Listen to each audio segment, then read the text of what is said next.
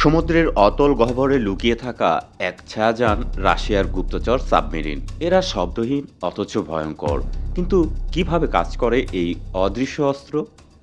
রাশিয়ার এই বিশেষ সাবমেরিনগুলোকে বলা হয় স্পেশাল মিশন সাবমেরিন, যা মূলত তথ্য সংগ্রহ, কেবল কাটিং এবং গভীর সমুদ্রে নজরদারির জন্য তৈরি। এদের মধ্যে উল্লেখযোগ্য হল লোসারিক সাবমেরিন, যা সমুদ্রতলের ৬,০০০ মিটার গভীরেও কাজ করতে পারে। এই সাবমেরিনের মিশন অত্যন্ত গোপনীয়। এগুলো শত্রুপক্ষের আন্ডার ওয়াটার কেবল কেটে বা তথ্য চুরি করে তাদের যোগাযোগ ব্যবস্থা ব্যাহত করতে পারে।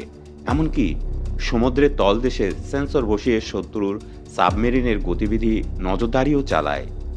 গুপ্তচর সাবমেরিনের সবচেয়ে বড় শক্তি হল লো নয়েজ টেকনোলজি, যা এটিকে প্রায় অদৃশ্য করে ফেলে।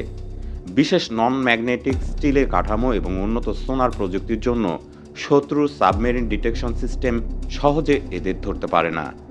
এমনকি কিছু বিশেষ সাবমেরিন ড্রোন সাবমেরিনও বহন করতে পারে, যা স্বয়ংক্রিয়ভাবে নির্দিষ্ট লক্ষ্যে পৌঁছে তথ্য সংগ্রহ করে।